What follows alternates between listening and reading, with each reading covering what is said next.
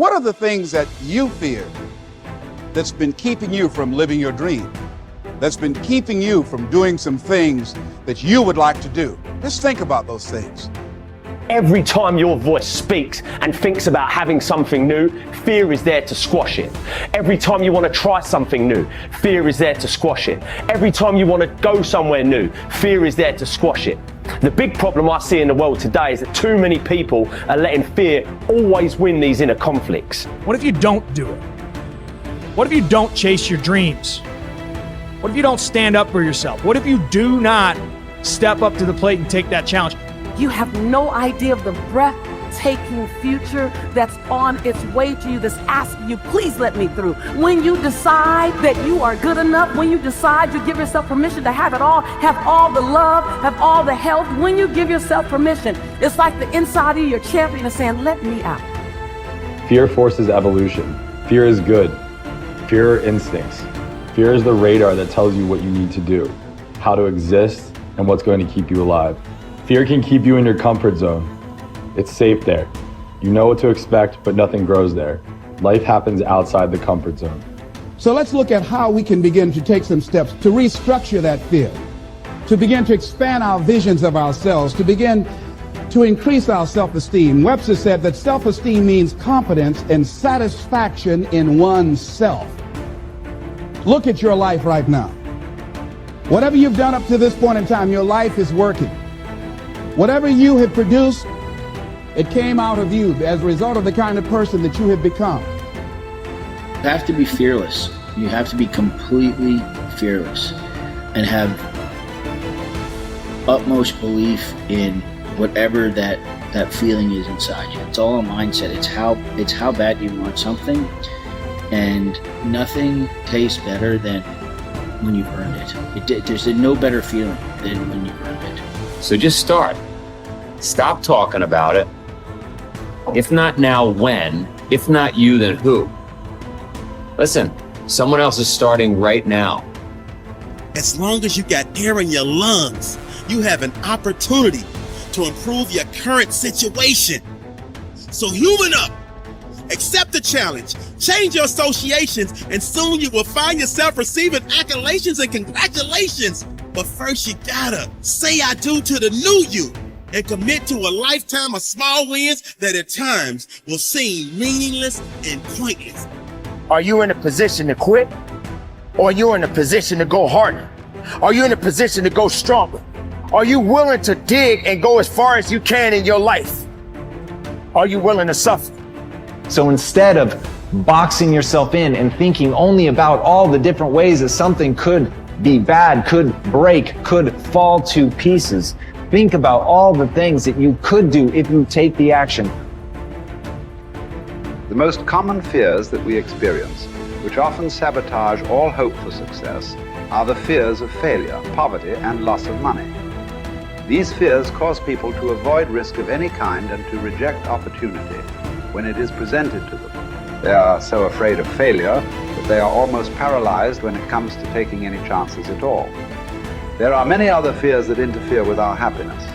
People fear the loss of love or the loss of their jobs and their financial security. People fear embarrassment or ridicule.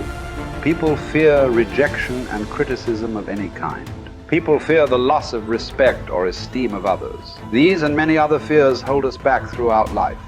The most common reaction in a fear situation is the attitude of, I can't.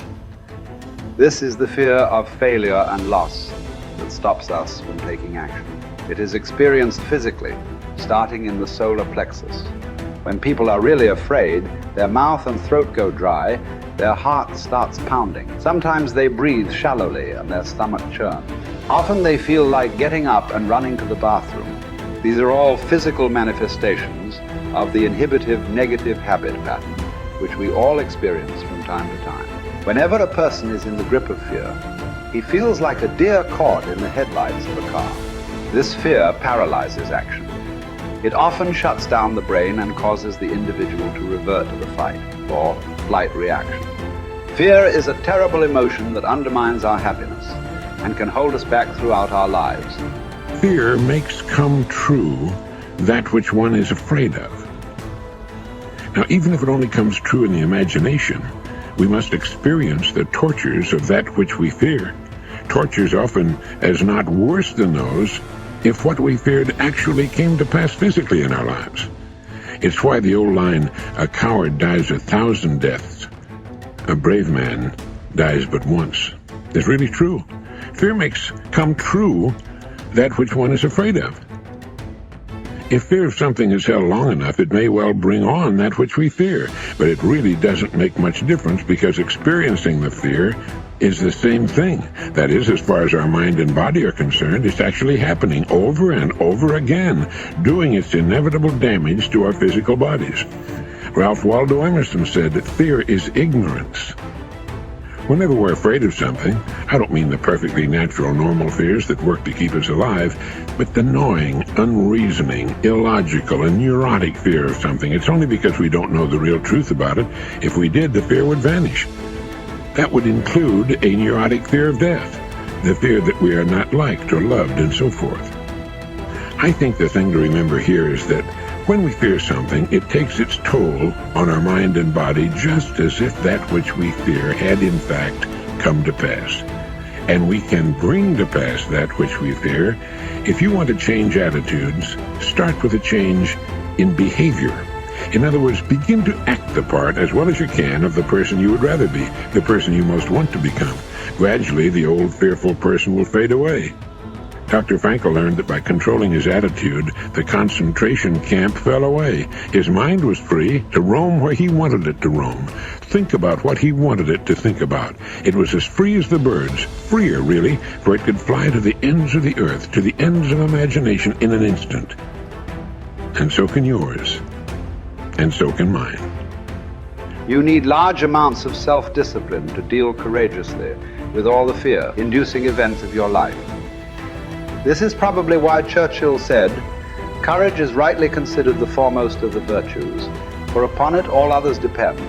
The fact is that everyone is afraid, and usually of many things. This is normal and natural. Often, fear is necessary to preserve life, prevent injury, and guard against financial mistake. So, if everyone is afraid, what is the difference between the brave person and the coward? The only difference is that the brave person disciplines himself to confront, deal with, and act in spite of the fear. In contrast, the coward allows himself to be dominated and controlled by the fear. Someone once said that with regard to warfare, although it applies to any situation, the difference between the hero and the coward is that the hero sticks in there 5 minutes longer.